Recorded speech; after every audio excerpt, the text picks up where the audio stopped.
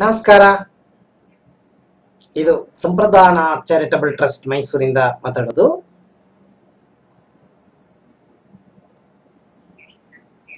ಕುಂಡಲಿನಿ ಕ್ರಿಯೆ ಯೋಗದ ಬಗ್ಗೆ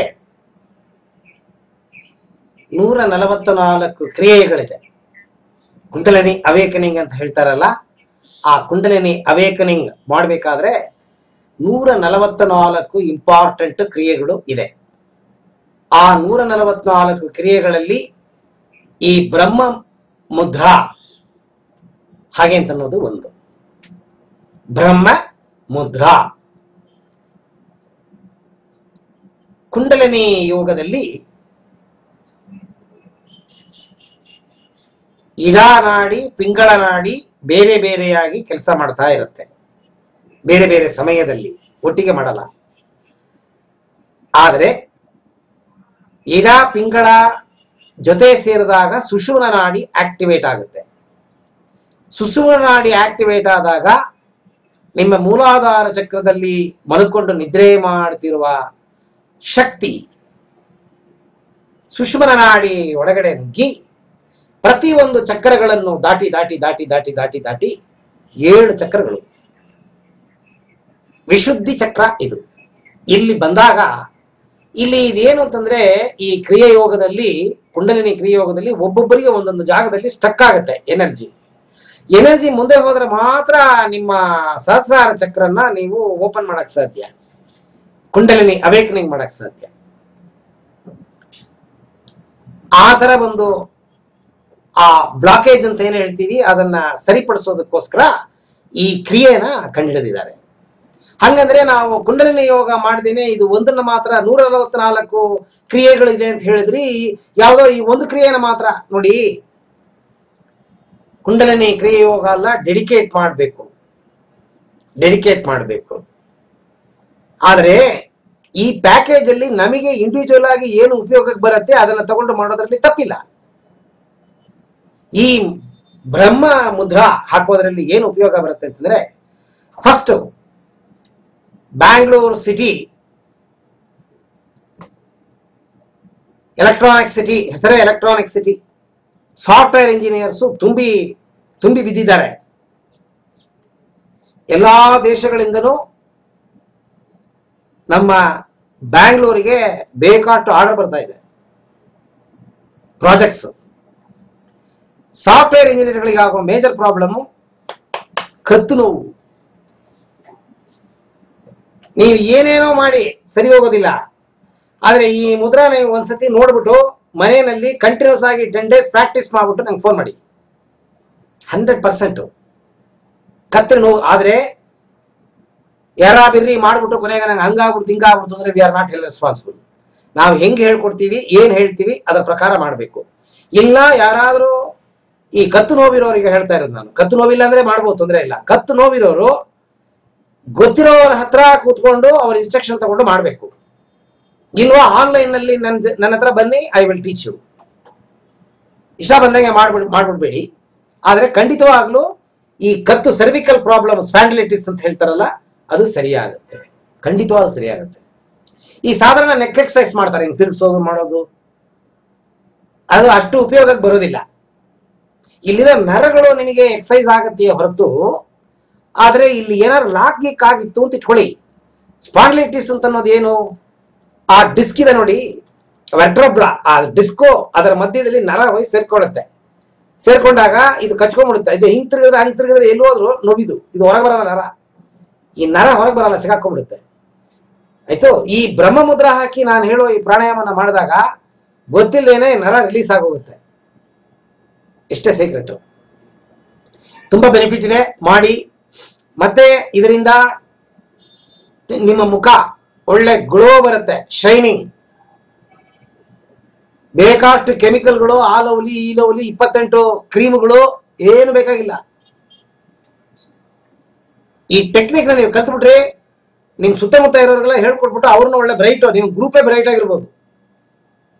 ಹೊಳಪು ನಿಮ್ಮ ಊರಲ್ಲಿ ನಿಮ್ಮ ಗ್ರೂಪ್ ಮುಖಗಳು ಮಾತ್ರ ಸೆಪರೇಟ್ ಆಗಿ ಕಾಣುತ್ತೆ, ಅಷ್ಟು ಚೆನ್ನಾಗಿ ಹೊಳಪು ಬರುತ್ತೆ. ಯಾಕೆ ಮಾಡಬಾರ್ದು?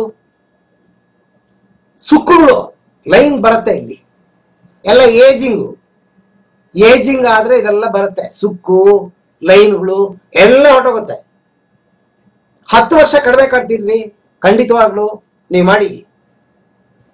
ಓಕೆ, ಇದು ಪ್ರಾಣಾಯಾಮ ಮಾಡೋದಕ್ಕೆ ಏನೇನು ಕಂಡೀಷನ್ಗಳಿದೆ ಆ ಕಂಡೀಷನ್ ಇದಕ್ಕೆ ಉಂಟು. ತಿರುಗಿ ನಾನು ಹೇಳೋದು ಬೇಕಾಗಿಲ್ಲ, ರಿಪೀಟ್ ಮಾಡಿದ್ರೆ ವೇಸ್ಟು.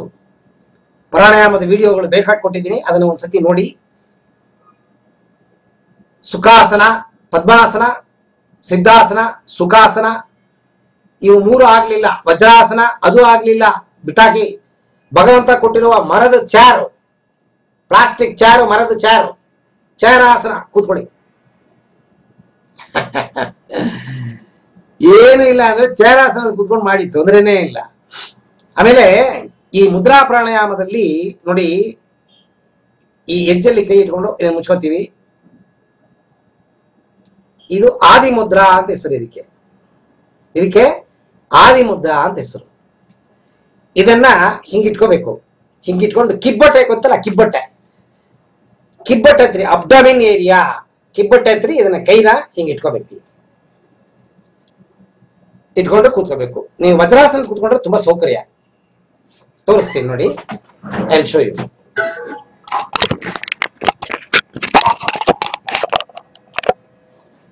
ನೋಡಿ ಹಿಂಗೆ ಕಿಬ್ಬಟ್ಟೆ. ಇದು ನಿಮಗೆ ಬ್ರಹ್ಮ ಮುದ್ರಾ ಅಂತ ಹೆಸರು ಇದಕ್ಕೆ, ಆಯ್ತು. ಹಿಂಗ ಹಾಕೊಂಡು ಕೂತ್ಕೋಬೇಕು.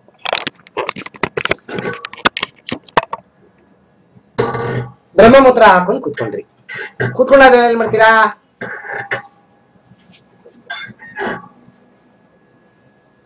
ಬೆನ್ನು ಮುರಿ.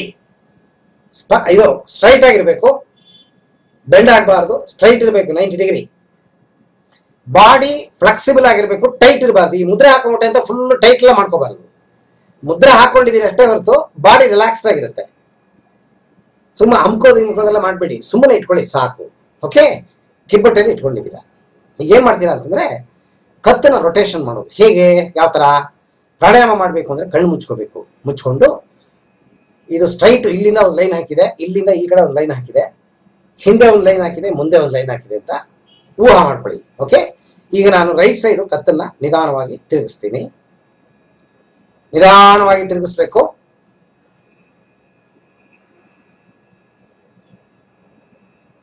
ಕತ್ತು ನೋವಿರೋರು ಎಲ್ಲಿ ತನಕ ತಿರುಗಿಸಕ್ಕಾಗತ್ತೆ ಅಲ್ಲಿ ಬಂದು ತಿರುಗಿಸ್ಬಿಟ್ಟು ಆ ಜಾಗದಲ್ಲಿ ನಿಲ್ಲಿಸ್ಕೊಂಬಿಡಿ.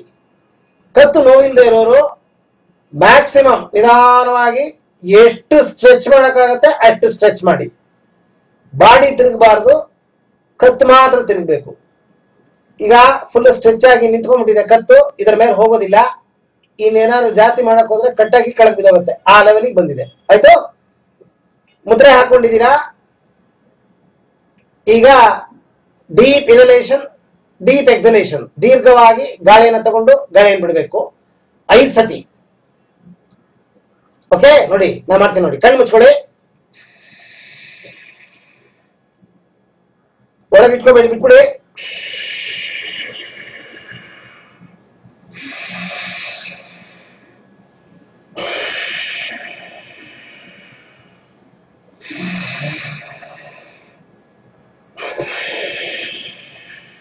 ಐದು ಸತಿ ಮಾಡಿದೀವಿ ಅಂತ ತಿಳ್ಕೊಂಡು ನಿಧಾನಕ್ಕೆ ಕತ್ತನ್ನು ತಿರುಗಿಸಿ ಬಂತು. ಇಲ್ಲಿ ಒಂದು 5 ಸತಿ ಗಾಳಿಯನ್ನು ತಗೊಂಡು ಬಿಡಿ.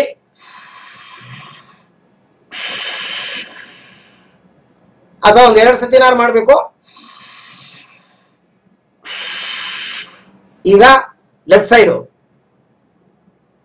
ಕತ್ತನ್ನು ತಿರುಗಿಸಬೇಕಾದ್ರೆ ಗಾಳಿ ತಗೋಬೇಡಿ, ಗಾಳಿ ಬಿಡಬೇಡಿ. ಫುಲ್ ಸ್ಟ್ರೆಚ್ ಮಾಡಿದ್ದೀನಿ. ಕತ್ತಿನ ನರಗಳು ಮಾಂಸಗಳೆಲ್ಲ ಫುಲ್ ಸ್ಟ್ರೆಚ್ ಆಗಬೇಕು. ಈಗ ಗಾಳಿಯನ್ನು ತಗೊಂಡ್ಬಿಡಿ.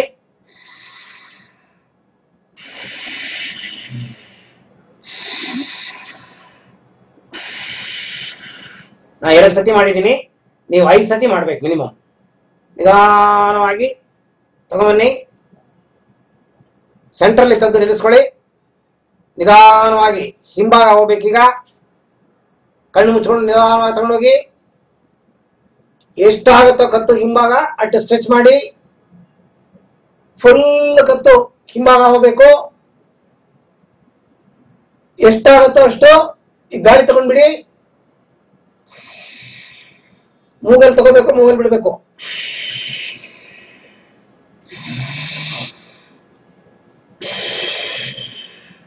ಕಿಬ್ಬಟ್ಟ ಹತ್ರಿ ಮುದ್ರೆ ಹಾಕೊಂಡು ಕೂತಿದ್ದೀರಾ, ತೆಗಿಬೇಡಿ. 5 ಸತಿ ಆಯ್ತು ಅಂತ ತಿಳ್ಕೊಂಡು ನಿಧಾನವಾಗಿ ವಾಪಸ್ ಬರ್ತೀನಿ. ಕಣ್ ಬಿಡಬೇಡಿ. ಈಗ ಒಂದು 2 ಸತಿ ತಗೊಂಡು ಬಿಡಿ ಗಾಳಿನ.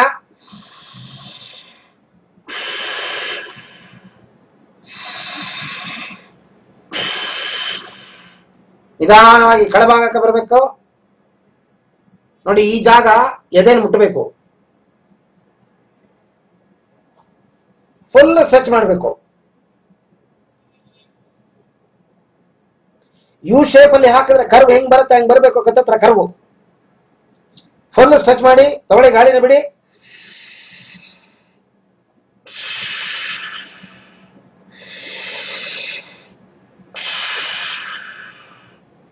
ನಿಧಾನವಾಗಿ ವಾಪಸ್ ಬಂದಾಯ್ತು.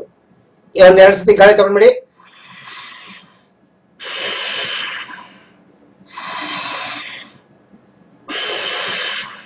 ನಿಧಾನವಾಗಿ ಕಂಡುಬಿಡಿ. ಬ್ರೈಟ್ ಆಗಿದೆ ಕಣ್ಣು. ಈ ಸ್ಪಾಂಡಿಲೈಟಿಸ್ ನೋವಿರೋರು, ಕತ್ತು ನೋವಿರೋರು, ನಾನು ಹೇಳಿದೆ ಅಂತ ಫುಲ್ ಸ್ಟ್ರೆಚ್ ಮಾಡಬೇಡಿ. ಪ್ರಾಣ ಹೋಗುತ್ತೆ ನೋವು.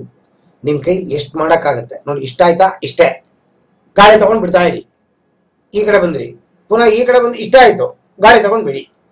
ಕಂಟಿನ್ಯೂಸ್ ಆಗಿ ಒಂದು 10 ರಿಂದ 15 ದಿವಸ, ಬೆಳಗ್ಗೆ ಸಂಜೆ 2 ಹೊತ್ತು. ಈಗ ನಾನು ತೋರಿಸಿದ್ದು 1 ಸೈಕಲ್, ಈ ತರ 3 ಸೈಕಲ್ ಮಾಡಬೇಕು. ಮಾಡಿದ್ರೆ ಖಂಡಿತವಾಗ್ಲೂ ಎಫೆಕ್ಟ್ ಇದೆ. 500% ಹೇಳ್ತೀವಿ. ಕತ್ತು ನೋವಿರೋರು ಮಾತ್ರ ಜಾಸ್ತಿ ಸ್ಟ್ರೈನ್ ಮಾಡ್ಕೋಬೇಡಿ, ನಿಧಾನವಾಗಿ ಮಾಡಿ. ಇನ್ ಕೇಸ್ ನಿಮ್ಗೆ ಏನಾದ್ರು ತೊಂದರೆ ಆಗುತ್ತೆ, ಭಯ ಇದೆ ಅಂತಂದ್ರೆ ಆನ್ಲೈನ್ ಅಲ್ಲಿ ಬನ್ನಿ. ನಾನು ನಿಮಗೆ online I will teach you online. Okay, ಗುರುಗಳಿಲ್ದೇನೆ ನೋವಿರೋರು ಎಗ್ಗಮಗ್ಗ ಏನಾದ್ರು ಮಾಡ್ಬಿಟ್ಟು ಹೆಚ್ಚು ಕಮ್ಮಿ ಮಾಡಿಕೊಂಡು we are not responsible. Thank you.